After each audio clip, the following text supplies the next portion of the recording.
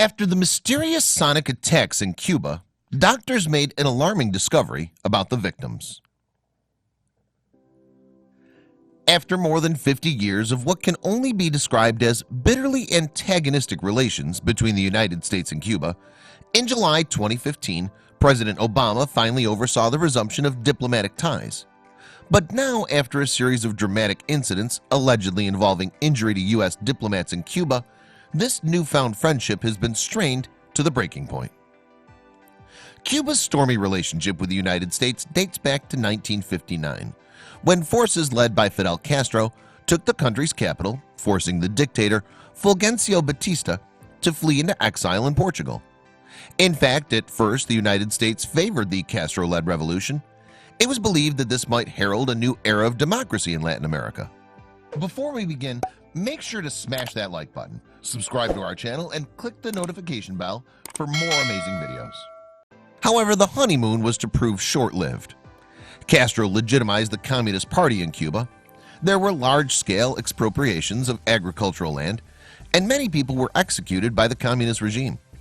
Consequently, the United States embarked on a policy of increasing stringent economic sanctions against its Caribbean neighbor. In retaliation, Cuba signed an economic treaty with the Soviet Union, America's principal Cold War protagonist. Then relations between the two countries had taken a decided turn for the worse in 1960, after U.S. President Eisenhower had authorized a bid by Cuban dissidents to forcibly remove Castro.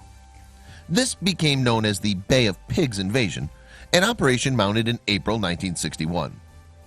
Some 1,400 troops, supported by CIA B-26 bombing raids, landed at a beach in the Bay of Pigs. However, the Cuban army was equal to the task of repelling the invasion. As a result, this ill-advised adventure ended in ignominious defeat after just 3 days of operations. The main results of this misbegotten campaign to end Castro's communist regime were threefold. It strengthens Castro's position as unchallenged Cuban supremo, it reinforced Cuba's relations with the Soviet Union, and it heightened enmity between the United States and Cuba. And there was worse to come in the shape of the Cuban Missile Crisis. The Cuban Missile Crisis, which lasted for 13 days in October 1962, is seen by many pundits as the closest the United States and Soviet Union came to all-out nuclear war. The Soviets were unhappy that the Americans were deploying nuclear missiles in Italy and Turkey. They retaliated by sighting nuclear weapons on Cuba, just 90 miles off Florida. After that, the United States blockaded Cuba to prevent delivery of more missiles and demanded that the Russians withdraw the missiles they'd already deployed. Much to the relief of a terrified world, Presidents Kennedy and Khrushchev hammered out a deal. The result was Soviet nuclear weapons were removed from Cuba and U.S. missiles were withdrawn from Turkey. So, relations between Cuba and the United States can only be described as terrible during the 1960s. And they were to continue at the same hostile level for decades to come. Meanwhile, on the Cuban side, Castro continued as communist dictator right up until 2008 when he retired as president. At the same time, U.S. presidents subject to periodic elections, not to mention term limitations, came and went. But none was prepared to countenance an end to the embargo on Cuba or the resumption of diplomatic relations. Then came the 2008 election of the 44th U.S. president, Barack Obama.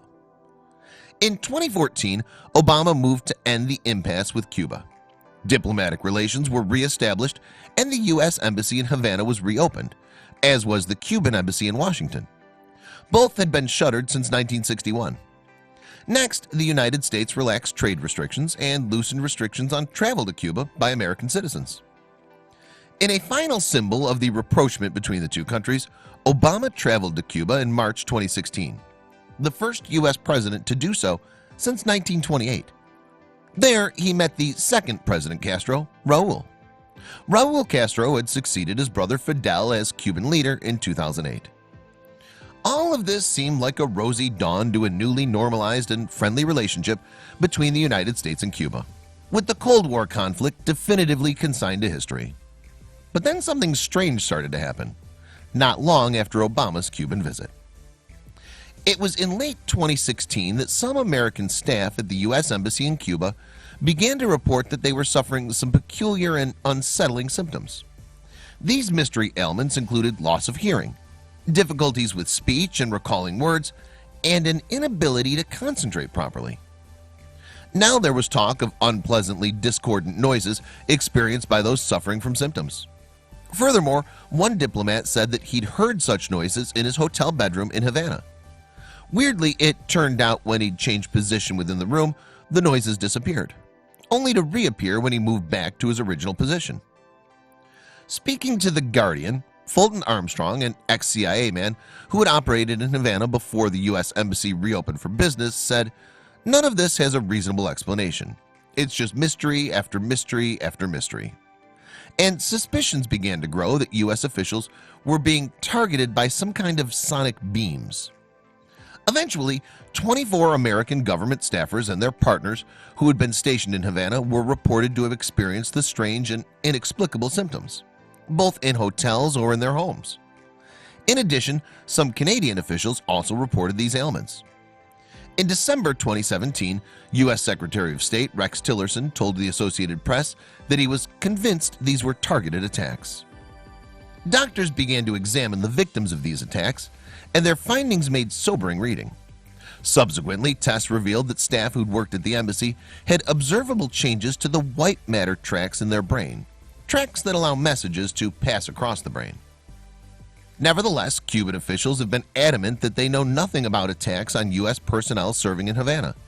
For this reason, Cuba's Foreign Minister Bruno Rodriguez Perea told CNN, there's no evidence whatsoever of the occurrence of the alleged incidents or the cause or origin of these ailments reported by U.S. diplomats." Be that as it may, the United States pulled more than half of its diplomats from the embassy in Havana in September. This was followed in October by the expulsion of 15 Cuban officials who'd been serving at the Cuban embassy in Washington. The United States announced tighter sanctions against Cuba in November. Could this lead to a return of Cold War levels of hostility? Only time will tell.